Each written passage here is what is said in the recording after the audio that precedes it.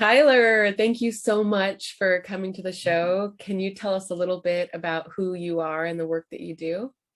Yeah, absolutely, Tanya. Yeah, thank you for having me. I was really excited when you reached out and asked to do this podcast. So really stoked to be here. And um, yeah, my name's Tyler Fink, and I've been in the psychedelic field, if you will, for only around 6 or 7 years now. I started off working at a couple Ibogaine centers. I worked at Crossroads Ibogaine Center in Tijuana, and then worked for another Ibogaine Center in the Bahamas. Um, I helped consult and build an aftercare center in Las Vegas. And then I've also been working for a transformational recovery coaching company called Being True to You over the last maybe 4.5 years. I was the client relations coordinator for that company. Basically, it's just this huge global company where there's a few different facets within that company. Firstly, they have this big, 5-month very intensive training to train people to be transformational recovery coaches, basically working around preparation and integration around psychedelic medicines and the human experience through the lens of addiction and addictive attachments. And then there's also a whole community as well. We have weekly Zoom calls for our clients and for our coaches. We work with different entheogenic retreat centers around the world. We have different coaching plans that we work with people for. But anyway, that's a little bit about what I do. I also work with people one-on-one and do medicine work with people also, which is really where my passion lies. And that's just a little bit about what I'm doing for work. And I can share a little bit about what got me into this whole thing, if you'd like to. Yeah, it's something that a lot of times people are need some education around. I'm also in recovery, and I gave up drinking 2 years ago. And within my own recovery story, I couldn't induce that spiritual experience. I still felt disconnected. I was still depressed, and I did all the things, I had life coaches, acupuncture, hypnosis. I did all the things. And it wasn't until I found psilocybin that I began to heal my brain. And then I continued to walk towards it. And so much more opened up. So I find that when we talk about it in a lot of different communities, people are like, what is this? This is crazy. How can you be in recovery and have psychedelics? So it's just a wonderful story. So I definitely want to go into that. I want to get into your own story. And I haven't had anybody talk in detail about Ibogaine on the podcast before. So I'd love for you to also educate us about Ibogaine, because you'll be the first one. Absolutely. Yeah. Love that. Yeah, I struggled with a pretty hardcore heroin addiction for a little over a decade. I'm originally from Philadelphia, and that's where that addiction really took hold of me. Philadelphia and Southern Florida is where I lived for several years too, before moving to San Diego. But I went through the gauntlet. Tyler, can you take us back to your childhood and just kind of give us a little brief window into who Tyler was at that age, so that we can, For sure. Yeah. I actually had a really good childhood. My father was, struggling with alcoholism for a long while and was able to get a hold of it. Outside of that, my parents were very involved in my life. I was very athletic. I played a lot of sports. I was a big time wrestler in high school. I was pretty well known in the paper, ranked in the state, like a big athlete. And pretty popular. It was tough because I listened to other people who talk about really hardcore traumas that they experienced when they were younger. And it's no kidding that you're utilizing drugs to cope with that. And for me, I would reflect back on my childhood and I didn't have any hardcore trauma that I could really pinpoint it. I just kind of enjoyed getting high, and it was fun, and it just turned into an addiction kind of. And that was something that I beat myself up about for very, very long. I had nothing of note to put it on like other people do. And So that's something that I really had to work through. And like something that really came to me within that process is that, you know, we all have our own very unique human experience, and trauma comes in many different forms. They're very obvious sometimes, but sometimes they can be really, really subtle. And we don't even necessarily realize that we were traumatized by a situation or an event until maybe never, or like way, way later in our lives. And it can be elusive. And that was more my story. But basically, yeah, I was in the newspaper a lot. And I think something that really led to my addiction is that I had this persona that people knew me in the county, in the state, as this, you know, this wrestler, this, you know, guy that kind of has all this going for them. And I always kind of was a little bit fearful that if I let people see past Tyler, the wrestler, that I wouldn't be able to live up to it. So I kept people at arm's length for very long periods of time and used drugs to make myself feel more than, make myself feel like I could live up to Tyler, the wrestler, which obviously, you know, we have everything that we need in us already. Yeah, that's beautiful. That's so, your understanding of that is really clear. So thank you so much for sharing your story in that way, that you felt like you weren't enough and you had to accommodate that. Thank you. Yeah, and I was in South Florida for several years, and I don't know if you're aware of like the pain management clinics down there. There was actually a whole documentary called the Oxycontin Express, where you were able to see multiple pain management doctors in a month. You were able to see like 7 or 8. There was no like central database that would flag you. So it was very easy. You just get like an MRI and very easily able to get hundreds of pills prescribed to you from a doctor. And so did this start with an injury then, and you just got Oxycontin and then it just kind of snowballed? Or I had a herniated disc from wrestling. I wouldn't say it really constituted any type of like crazy painkiller for, you know. It was just I had a slight bulging disc, which I was able to use. I feel like in any other state, if I showed a doctor this MRI with this bulging disc, they would not be prescribing me Oxycontins and Percocets, you know. But in Florida, it was kind of like the Wild West. So I was just so immersed for several years down there, just doing all types of pills, selling drugs, getting robbed in the middle of the night, just complete chaos. You know, I've been arrested. I can't even count how many times. Been to jail a whole bunch. So for me, I think I was in rehab 5 times, detox 3 times, and worked through the steps multiple times, and never really, you know, the steps never gave me what I needed, to be honest. I would go to these rehabs and go to meetings, and you know, it was, to me at least, proposed that AA or 12 steps is really like, it's the best way, it's the most effective way. It's really the only way. Like, yeah, go try other modalities, but keep coming back. It's like underlying kind of tone of, yeah, we'll see you again, because nothing else works. But so, and then they have these things like, it works if you work it, right? Well, man, like I worked the steps a few times and I put my heart into it, and it didn't work for me. So if 12 steps is like the most effective way to work through addiction, and if it works if you work it, I just felt like, well shit, like I'm a lost cause then. Like that's the ultimate fuck it for me. Mm-hmm. And I feel like 12 steps kind of kept me in my addiction longer than I needed to. And I love the 12 steps, and I will definitely share a little bit more about my evolution in relationship with the 12 steps. But you know, I was like, that last stint in rehab, I was like, I was over it. I was done. Like there was something in me that I knew I wasn't going back to that. I went to rehab right outside of Philadelphia, and then I moved to San Diego, which is where I live now.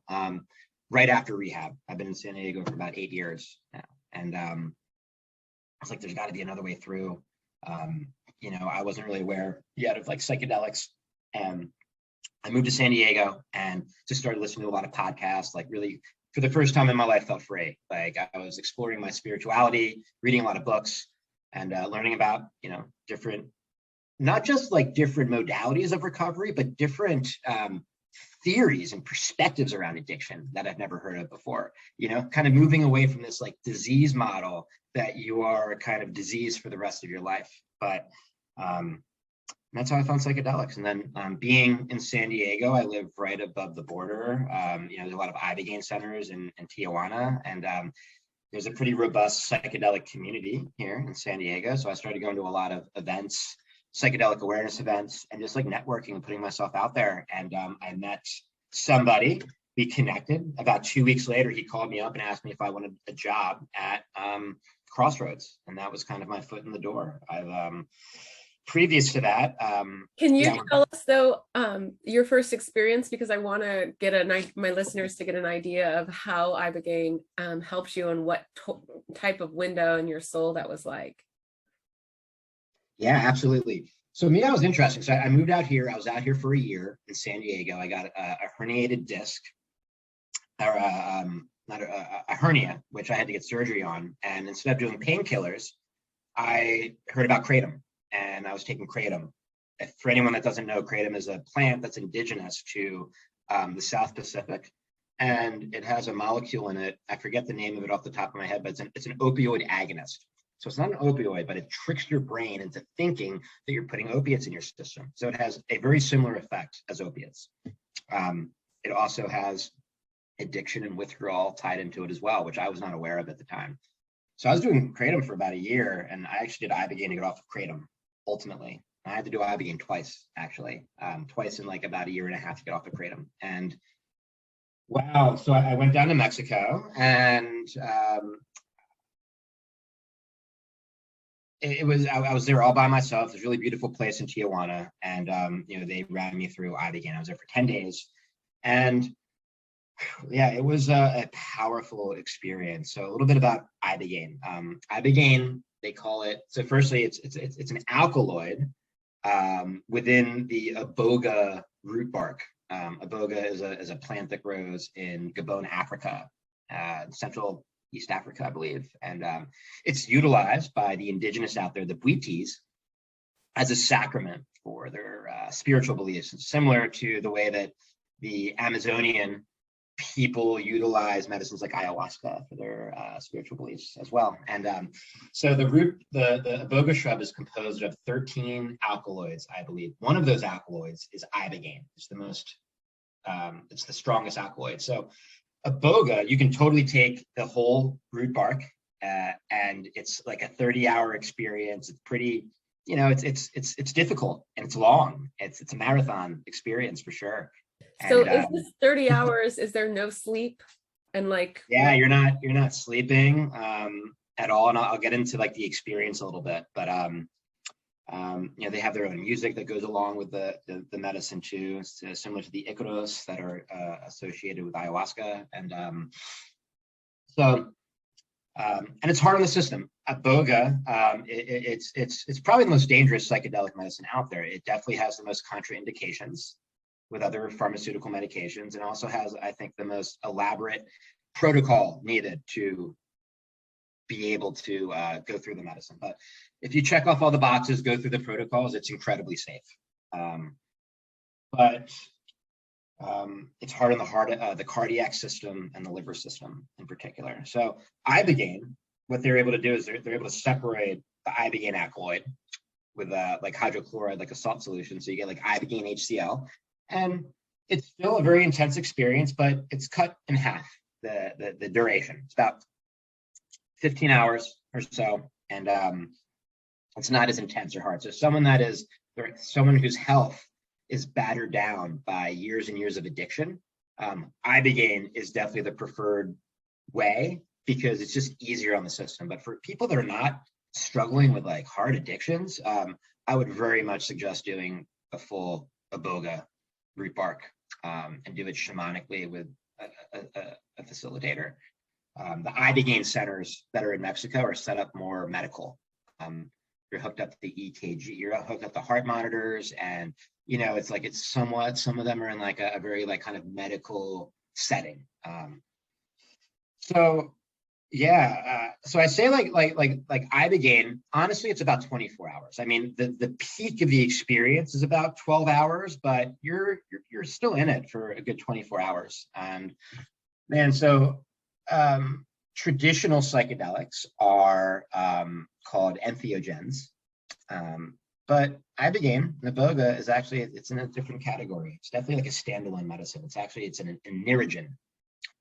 And entheogen means evoking a dreamlike state. So people talk about Iboga and Ibogaine in particular, is they feel like they're in like a waking dream. And it's, I can draw parallels to ayahuasca, LSD, psilocybin, traditional psychedelics. Like, they are different, have different profiles and experience, but there are similarities where Iboga, Ibogaine is definitely like in its own class. There's no parallels. It's very different. And so it's very intense. So they basically, if you were to look at somebody that's going through Ibogaine, they're just laying in bed with their eyes closed, looking somewhat peaceful. I mean, you don't want to move. It's not like other medicines where you might want to dance or move. Like if you move a little bit, like you get really woozy.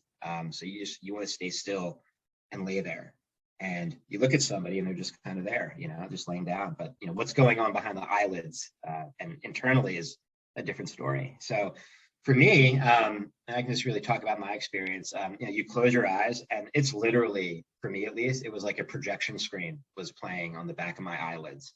It wasn't just like symbols and just like imagery coming in. It was actual like movie roles of my life. Basically, I remember I closed my eyes and I saw maybe like 20 different little like square like TV types of things, and each square was playing like an event in my life at a different age. And now, did you have preparation to kind of lead you to process and integrate your life before, or was this just what happened? It's preferred to have preparation. For me, the first time I did it, I didn't really know anywhere to go. I just went. So, okay, so nobody told you that you'd be processing your life. It just spontaneously occurred. I read about it. I listened to people's experiences. I had somewhat of an idea. I wasn't completely blind going in. Okay. I knew that it was going to be like, I knew that like trauma was going to probably come up. I knew that I was going to have to like face aspects of my shadow and my psyche that have been holding me back in certain ways. So, I mean, I was aware, but there is definitely like a preferred preparation process for people going into Ibogaine in particular for addiction, but like really any type of psychedelic medicine for sure. And so I'm trying to talk about this and consolidate it a little bit. So Ibogaine's cool because you actually kind of are in the driver's seat.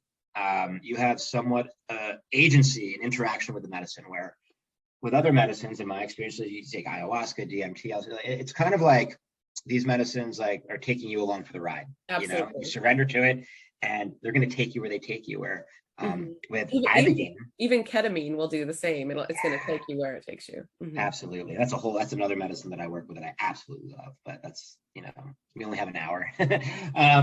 So with Ibogaine, you are kind of in the driver's seat to a degree. You can kind of like choose your own adventure. So I was talking about those little TV screens playing different aspects of my life. I was actually able to kind of like pick what screen that I wanted to look at. And I was able to like kind of like click on it, and then like it would come up. And I was like in that particular event. And basically for me, one of the big things, like Ibogaine, it's grueling. It's got more of, they call it like a stern father energy, where like ayahuasca has more of like a motherly energy, if you will. It's definitely a little bit more grueling. So basically, I saw myself at 5 years old on a playground playing with a little girl. We got into a fight. She pushed me over, ran away, and I started crying like crazy. And I slowly started remembering this situation happened to me, but I completely forgot about it. It came up in my Ibogaine experience, and it shined a lot of light for me on why I was so self-conscious around women.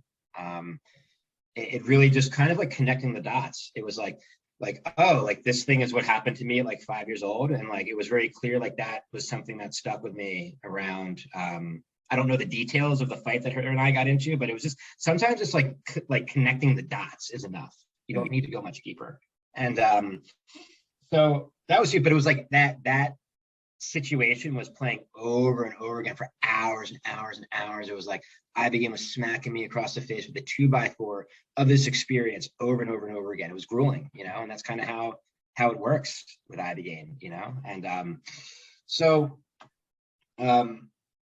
you know, you have the psychedelic experience, the experiential component of Ibogaine, where you know, you are really like kind of traversing the aspects of your psyche, and it's more inward, you know, like, and I'm only talking about my experiences, but like say like ayahuasca, other medicines, where it's definitely more of like an outward experience. I feel like I'm kind of leaving myself, I'm tapping into that infinity outside of myself, where with Ibogaine, it was like I was tapping into that infinity, but doing it within, you know. It's a root bark. I think about the way that plants grow in nature. So Iboga, it grows underground. It's a root bark. It's a shrub. So it's a very grounding medicine. It's very grounding. And, you know, you kind of go like, it's more like an inward process, where like ayahuasca, like it's a vine, it like goes fluidly upwards around like a tree or what have you, you know, and there's more kind of fluid, flowy kind of energy within the ayahuasca experience, for me at least, more outwardly. But then, you know, so Ibogaine works really well for addiction, because what's going on, at least like in the brain, is so I think about the way that habits are formed. You know, I engage in a behavior, and like a neural pathway or a synapse is created in the brain. And the more that I engage in that behavior consistently over time, the deeper that those neural pathways become ingrained into my neurology and my psyche, reinforcing that behavior. That's kind of how habits are formed, for good, you know, healthy habits, unhealthy habits, what have you. And I mean, through years and years and years of living our day-to-day life, like we have all these little like neural pathways that we're like kind of like grooving into our psyche that are keeping us conditioned in particular habits and routines. So obviously, like addiction is a really powerful pathway that gets grooved, etched into our psyche and our brains. You know, I'm stressed out, I, you know, smoke some weed, or, you know, do a line of cocaine, and I'm not feeling stressed out anymore. Like, wow. So I keep going back to that. So Ibogaine kind of goes into the brain firstly, and it acts as kind of like a scrubber. So it goes in and like scrubs away all those old like neural pathways, ultimately kind of like resetting the brain to a pre-addictive state. Now, it doesn't take away your memory. I still have that like deeply embedded memory, like I feel stressed, I do this drug, I'm not feeling stressed out anymore. It doesn't take that away, but the neurological reinforcement is somewhat reset. And well said. Yeah, and so like moving forward from an Ibogaine experience, if I start engaging in new behaviors, new thought processes, new habits, they catch a lot quicker with the psyche. Instead of, you know, I think they say it takes like 30 days to make a habit and 30 days to break a habit. And moving forward from an Ibogaine experience, it only takes like a matter of days for new habits and thought processes and behaviors to click with the psyche. And so it's good to take advantage of that. And of course, like if we go back to our day-to-day life and we just go back into the same routines, like those old pathways that were scrubbed away, like they're not gone completely, they're still there and they resurface, you know, they can resurface. But so that's one way that it works. And also for people that are experiencing like opiate addiction in particular, they go through this really horrible like withdrawal process, right? And that's because we put, you know, like an opiate in our system, and we start depleting the opioid, the dopamine receptor sites in our brain. And you know, the more that we use a drug, the more that we're depleting those neurotransmitters. So when I take the drug away, and I'm not on the drug for an extended period of time, it's like my body has to work overtime to replenish these receptor sites. And this is one of the ways in which like withdrawal occurs. You know, the depression, the anxiety, the physical stuff that happens. So Ibogaine basically goes into your brain and replenishes these receptor sites almost immediately. Basically somebody is like just starting withdrawal, they're starting to feel really crappy, and then they take the medicine, and literally within like an hour and a half, they're not feeling the withdrawals anymore, and their withdrawals are gone completely for about like a day and a half to 2 days. But inevitably for a lot of people, the withdrawal symptoms do come back, the residual withdrawal symptoms do come back, but they're at a lot less intensity. So, you know, a person would probably have around like 85% or so. It's an arbitrary percentage, but I'm just kind of throwing that out there through my experience. Around 85% or so of the intensity of withdrawal is taken away. So that residual withdrawal symptoms that do come back, it's only at like 15% intensity, much easier to work through. So, well, I mean, you're such just the listeners can't see you, and you're such a bright-eyed, beautiful soul, and it's so wonderful to have you. And I really love all the education that you're giving us. So in any way, yeah, please continue, and then weave in that story, because the work that you do now also is so important. Yeah,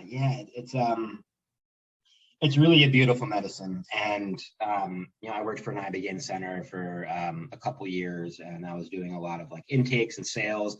I do sound healing. So I would go down there and do like sound healing and like personal coaching for the clients down there. I worked with a lot of families, alleviating fears around sending their loved ones to like a third world environment like Tijuana to do an illegal psychedelic substance for an addiction. I mean, you would imagine there's a lot of fear and angst that comes up for the people going down there, but also for the family. So I did a lot of work internally with families, alleviating those fears a lot. And with Ibogaine, those are a couple ways that they work on the brain, and just through the psychedelic experience. Now, I think Ibogaine, in my experience, is the most effective medicine for like addictions. Like they call it an addiction interrupter is what they call it. And it does interrupt the person's addiction, and it gives them, space of clarity and inspiration to move forward. It gives them like a solid window to start kind of working on themselves without the weight of addiction. Yes. Love that inspiration. Thank you. Universe, for that. And, but, for so many people, they go down, they do Ibogaine, they go back to their day-to-day life. And it's like, that's just the first part of the journey. And, like people I think the aftercare component is so overlooked, and people are trying to save money. Ibogaine can be pricey. It's not covered by insurance. So, it's pricey. And, I talk about the coaching, the aftercare is kind of like an insurance policy. Like you're putting all this money into this really powerful experience to come back to your normal life that you just left to backstep, like you want to continue same the process. Yeah. So it's like an insurance policy, if anything. That's where, a lot of the work that I was doing, working with people around like aftercare and, the company that I help manage, that's what they do. They work around preparation and integration. And so I've done Ibogaine a few different times, and for me, that was like my first like real like intentional psychedelic experience in my entire life. I was a big part of the burner community, the rave community in Philadelphia, but like the underbelly of that community, the drug fueled kind of portion of it, not the conscious part of those communities. And so like I moved out to San Diego, and words like intention, words that I probably never used in my entire life, I started using a lot, which is cool. And that was powerful for me. And then I found ayahuasca, and honestly, ayahuasca is my medicine that I connect with the most. I've been down to Peru. I've worked, I've lived in little Shipibo villages, worked intensively through master plant diets over the course of weeks and weeks. And, a really cool community that I sit with in San Diego. And, there's a poetic nature that I experience within the ayahuasca experience, like the iconos, the songs of the plants work in unison, synergistically with that medicine. And they're just so beautiful. And, like for me, it is the songs that carry the medicine for me. Like I learn the songs, I sing them, I hum them throughout my day-to-day life. And, that's what brings me back to the ceremony. And, before I started working at the Ibogaine Center, like one of the first things I did when I moved to San Diego is I helped co-facilitate a men's talking circle out here, and a space for men to come and feel safe to share with their vulnerable nature. And we aligned ourselves with the Native American Church, working really closely with a Lakota elder, and we were doing monthly sweat lodges. I was fire tending, holding space within those and the sweat lodges, and their own style of beautiful music and songs and medicine songs come into those lodges too. And yeah, we would do like peyote ceremonies on the solstice, summer and winter, in Joshua Tree every year. And Oh, beautiful. yeah, and it was, that was my first real step into like ceremony, and the intentionality that goes into setting up the altar in the space. And with that, yeah, and so the Ibogaine Center that I worked for closed down, and the coaching company, Being True to You, were affiliated with the Ibogaine Center, and it just seemed like the next likely way for me to go. So I took the training. I was in the community. I started coaching with the community, and I was asked if I wanted like a bigger role in that community. So I was a client relations coordinator for several years. I helped teach some of the training as well, and I do a lot of the sales, a lot of like I pair people up with coaches and like do quality checks and all types of stuff. I wear a lot of hats in the company. And recently I'm actually not in the administrative role anymore with that company. I'm more of like a contractor for them now and do like content writing and things like that. Beautiful. So I would be able to open up more space and more potential for doing what I really love to do. And that's facilitating and running people through medicine experiences. Basically what I'm doing now is I work with people over the course of like months and months and months, and within that time, like, we might slide in medicine as needed here and there. And that's just really where my heart lies. And having the role that I had and being true to you, I loved doing that work, but it wasn't filling me up in the way that I knew I needed to be filled. So that's a lot of what I do now is, I just work with people one-on-one, and help just kind of build community as well here in San Diego. Yeah, wonderful. And so do you have mostly male clients, or do you have a nice combination of both? I have male clients, I have female clients, I have clients that are like 15 years old, 14. Oh, that's wonderful. I work with people that are like 60, 70. I've worked with people around like end of life stuff. So I started in addiction. That was kind of just like my experience, but I honestly, I moved away from the addiction recovery and like just kind of in like more just working with people through the human experience in general. Great. And, I guess I just wanted to say that, like, what I've learned and the way I work with people, and I'm just curious, I want to share this because I want to see what your recurring themes are, is just that of so much gentleness, like coming back to ourselves, listening, forgiving ourselves, and starting again. It's this cyclical of gentleness and self-forgiveness over and over and over. Is that what you see as a recurring theme in working with the human experience through transformation? It's like what I think the way that the medicines have helped me the most is they kind of make the untangible tangible for me. I question a lot. So unlike my wife, who has her faith in spirit, and I had always had that.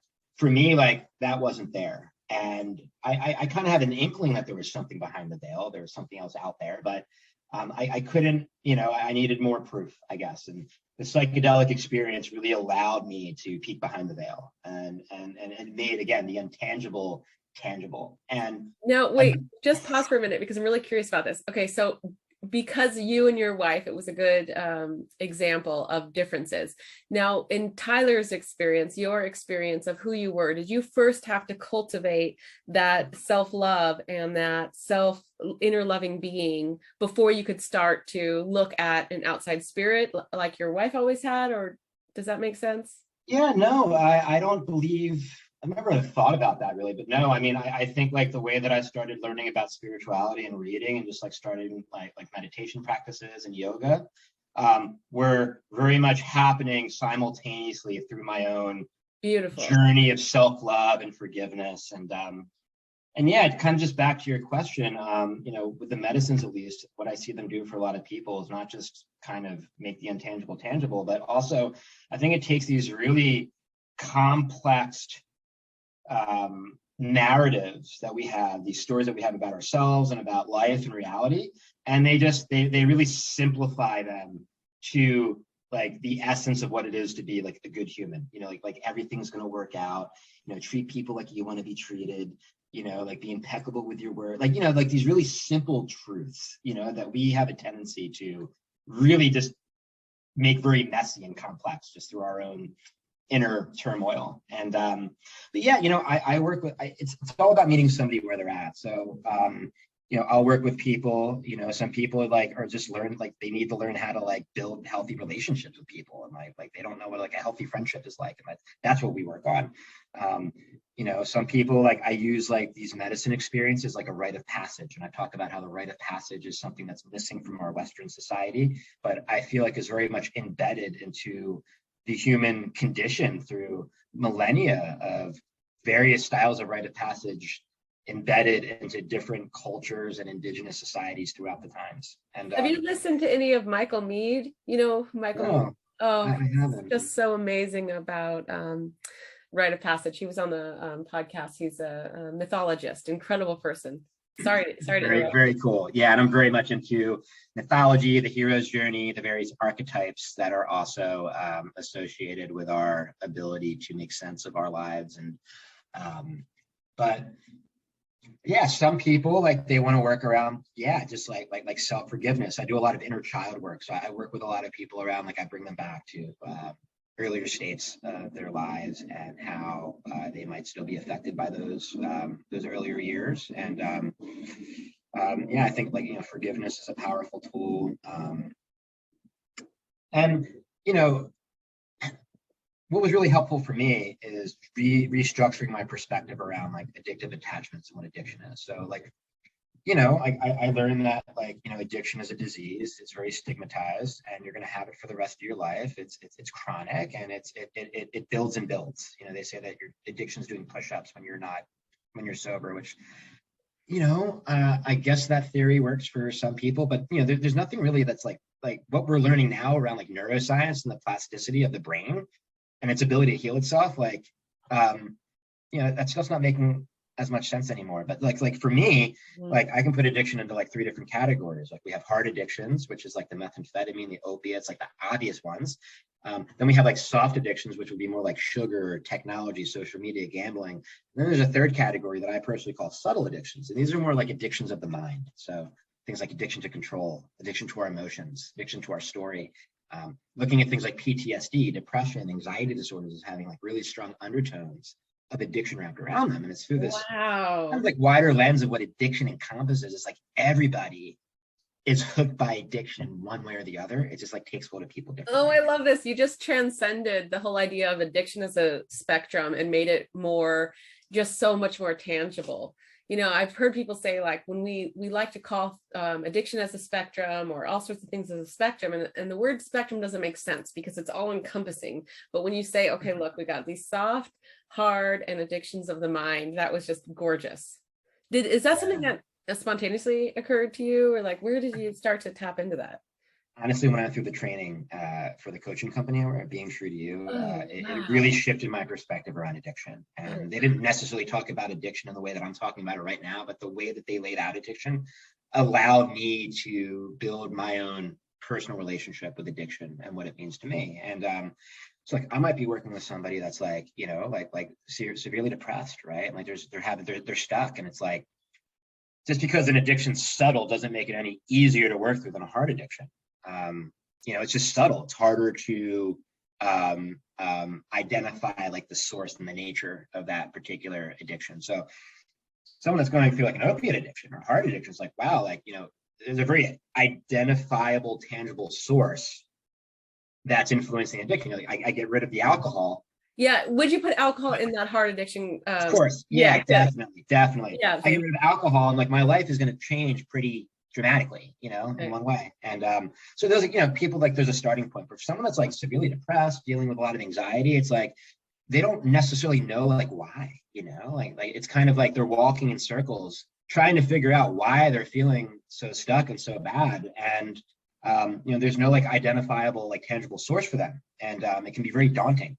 So for some people, I will put their depression or, these addictions of the mind into like the context of addiction for them. And all of a sudden it gives them like a starting point. It gives them like a foundation to then build from. And it's empowering. And there's a lot of stigma around the word addiction. So, I mean, I'll even do something as simple like I'll even take the word addiction out and use a word like control pattern. You're using this control pattern in your life that's da-da-da-da-da-da. So it's, about like meeting somebody where they're at and finding the right words and concepts that are gonna hit home. Wow, I so have that control pattern. Being a mother running my household. And my brother is 30 days, he's younger than me, about 8 years. He's over 30 days clean from meth. And he's come, multiple times he's come to get sober, but he's doing just a wonderful job.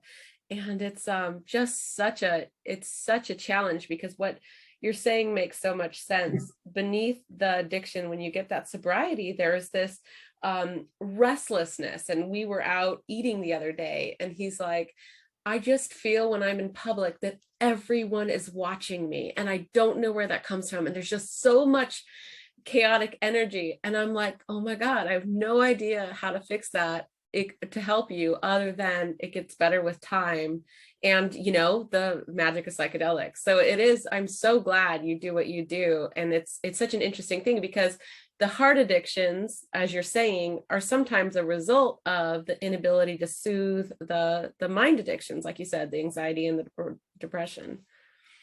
Absolutely. And like I said, like we kind of break down these addictions of the mind. It's like, like to me, like what addiction means to me is, it's any habitual thought process or behavior that has a negative effect on our lives.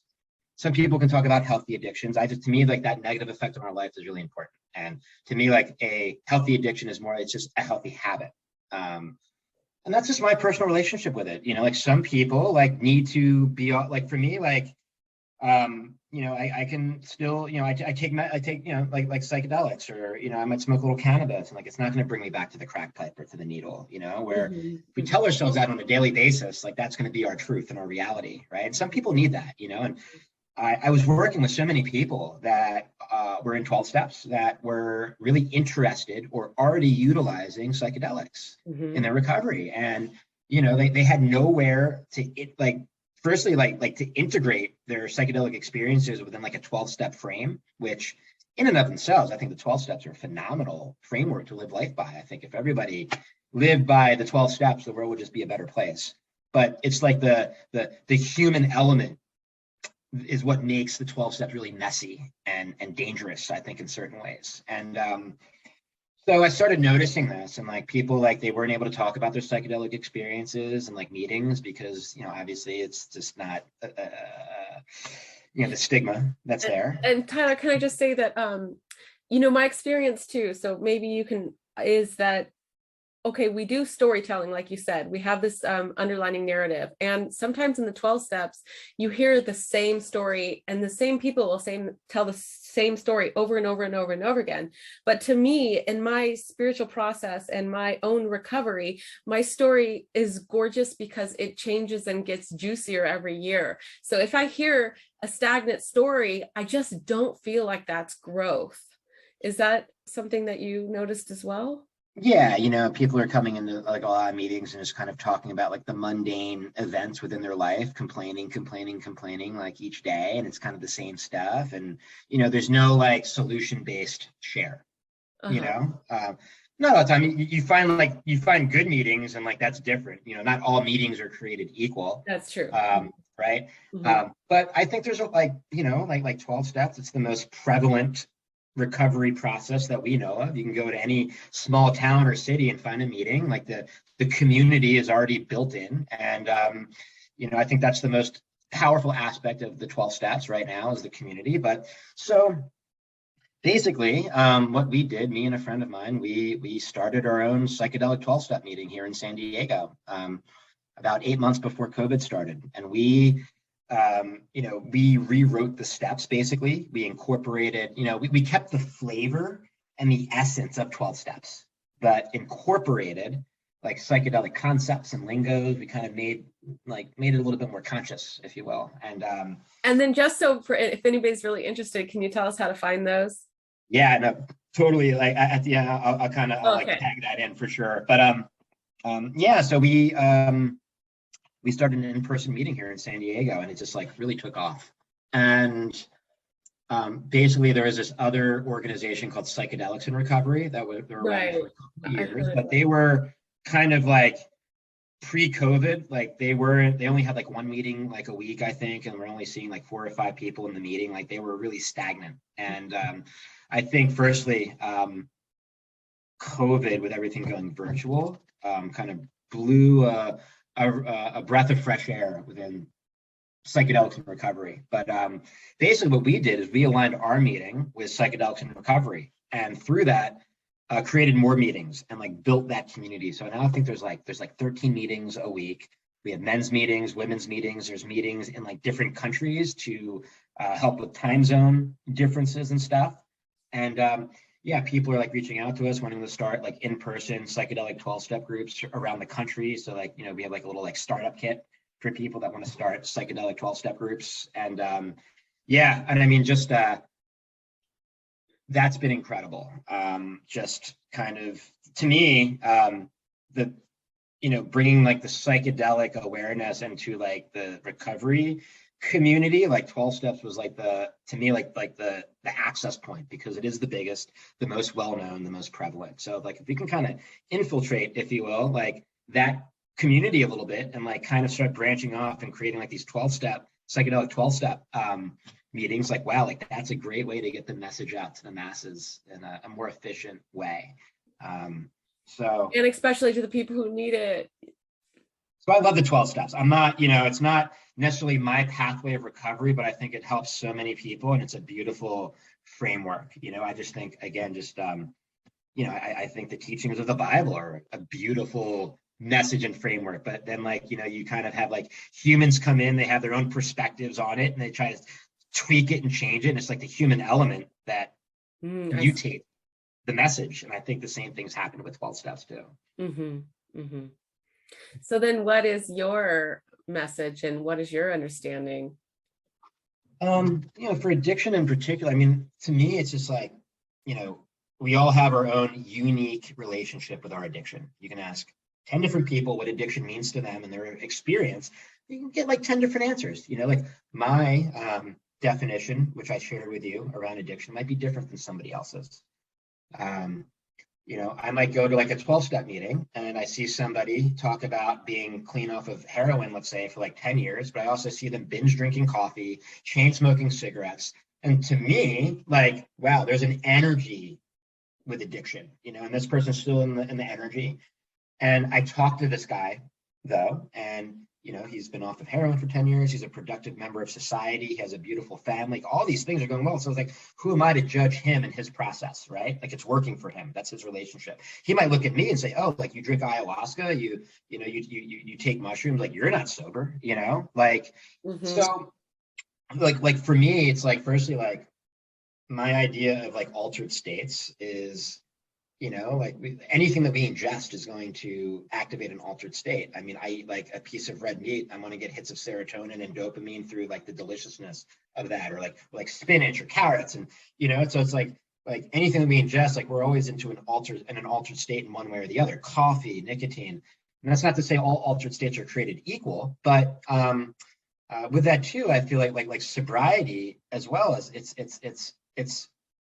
it's a lifestyle to me. Like it's not a destination, because we're always in an altered state through the food that we eat, let's say, like are we ever like sober, But to me, like sobriety, it's a lifestyle. It's not a destination. It's not a place that we arrive at. It's a way of being and a way of living. And that's going to look differently for each individual. So I guess like the bottom kind of line around my message, I suppose, is we all have our own beautiful, unique relationship with addiction, and moving out of like this one size fits all understanding of addiction and modalities, and really working on curating our own pathway of recovery and relationship with addiction, personalizing it is really where the weight of healing takes place. And I think once we start kind of restructuring our relationship with our addictions, they start having a different hold on us. Like for me, it's like I can list all of the horrible things that my addiction's done to me, but like, well, what has my addiction given me that I absolutely love? Well, resourcefulness, compassion and empathy for other people, resiliency. There's a lot of things that my addiction gave me that I'm very, very grateful for. And there is like an obsessive nature, I guess, if you will, with an addiction that I can also like kind of apply to like positive things in my life. So it's at some point, as I start uniquely curating my own relationship with my addiction, it started to shift in my life and wasn't so much an enemy anymore, but started becoming more of an ally to me. Beautiful. And so that's, I guess, as far as like my message go and the way that I work with people, it's that like personalizing our addiction and our relationship to it. Wow. Yeah, thank you so much. This has just been incredible. And I just love your experience and perspective and where you've come from and what you're doing now. It's incredible. I'm pretty grateful. Like one of the contracts that I made with myself and with spirit coming out of, recovery coming out of my addiction the last time was, if I made it through, I was going to utilize my addiction and my experience with addiction to help other people. Utilize it as a positive and not a negative. And and that's something that I still hold very, very closely. But it's just really beautiful to be able to work with people that were in similar situations as me, that were feeling that despair, and just walking beside them. I don't tell people what to do. I don't basically I'm there to hold space, act as a mirror, reflect back what I kind of hear underneath people's shares, and stand beside them and help them come to their own understandings around life and around addictions and just, the spectrum of experience, if you will. I'm not here to tell you what to do. I'm here to just kind of create a container for you to become more self-aware. Mm-hmm. Mm-hmm. Yeah, well, thank you so much. Is there anything that we didn't get to touch on that you wanted to add?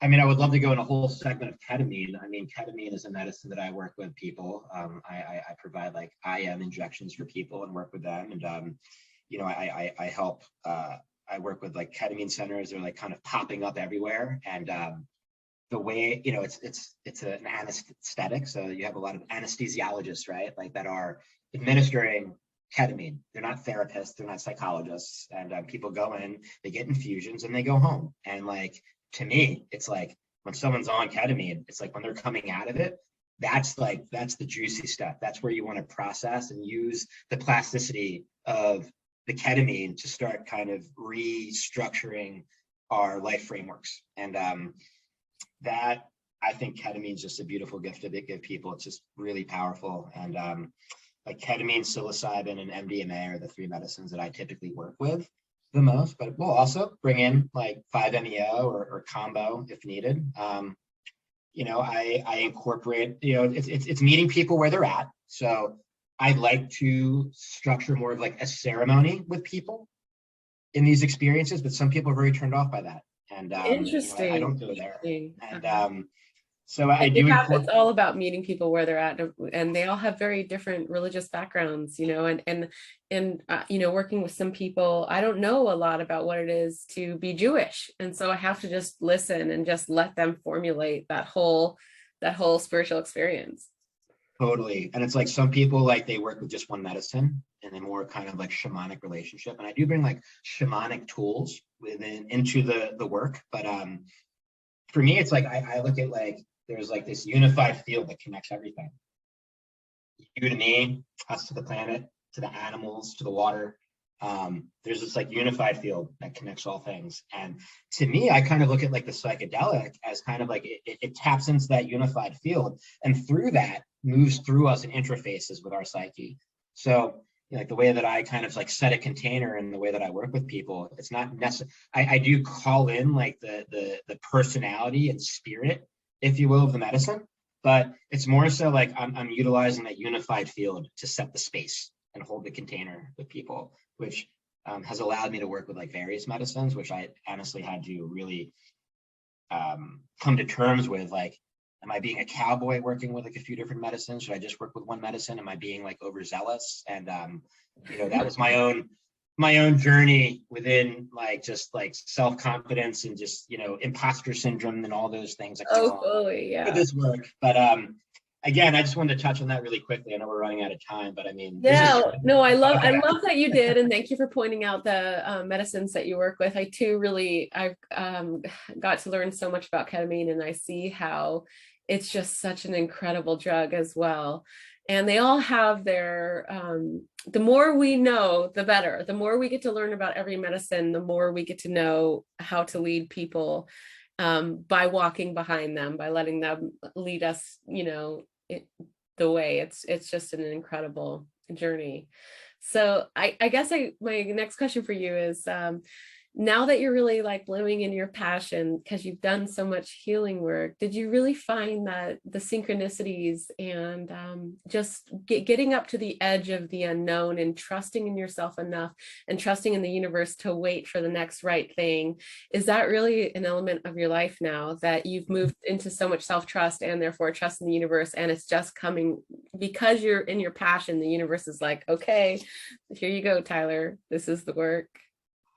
I look back on the last 8 years, and I had an idea how I wanted to be like a therapist, if you will, or like, I went back to school. I got like a degree in psychology while I've been out here, and I had like a target, but like 8 years ago, like there's no way that I would have been able to envision like this is where I would be and like what I would be doing. And I just look back at like how like certain doors closed, and through that like allowed other doors to open. And I was going a way that I thought that I was going to go, and then it was like I kind of like retried, my trajectory gets reset, and all working towards this bigger target of like therapy and like working with people. Yeah, I mean, so just like the trust in just quitting jobs, like taking pay cuts to do like new positions, and just like trusting in that. And I'm at a place now where I left a really awesome job. Like I had a lot of like respect within the community. Like there was a whole identity that I had attached to it. Isn't that weird? Yeah, that's crazy. And like there was room for growth. Like I had like a solid like paycheck that came in every month. Like, all these things, like they're comfortable and they're safe, and there's a lot of promise, but like there was something in my heart that was not, like my quality of life was getting affected. I was getting a lot of anxiety. I was getting stressed out a lot, just because, again, like spreadsheets and data entry and those types of things just kind of hurt my brain. And so again, like I'm in this place where I left this really comfortable job to do my own thing. It's the first time in my life that I don't have like an employer, and it's on me to make things happen. I also, I just want to commend you for listening, because it takes so much courage to do that. And it's so hard, and you're so confused, but you trust it anyway. It's just such a great example. So there's a lot of trust there that I've just kind of learned to be with my discomfort in that. I'm also, my wife and I are expecting a little baby coming in about 6 weeks. She's due. Oh my God, congratulations. There's a whole identity thing that's like tied into that, and like a lot of unknowns. So like there's a lot of these big transitions coming into my life all at once that I'm just just working through. But there, again, just kind of coming back to like there is a certain level of just like trust in things working out, as long as I stay aligned with my authentic expression and my passions, and I put in like the action steps that are needed, that trust that things will work out. Beautiful. Yeah, thank you so much for sharing that. It's very moving. And do you want to tell us where we can follow you, connect with you, and all the things, and then the psychedelics and anonymous groups? Sure. Yeah. So I'm still working on like a website. I don't have that yet. What's your Instagram? My Facebook is Tyler Fink. F-I-N-K. Tyler Fink on, what's that? F-I-N-K. Fink. Yeah, and it's just a picture of me and my wife. And I'm not on Instagram. Like Facebook's the only really like big social media outlet that I work with. But my email address is mtfink84@gmail. mtfink, mtfink84@gmail. And for anyone that's listening to this and would like to connect, please, that'd probably be the best way, is to like send me a message through email and just reference this podcast.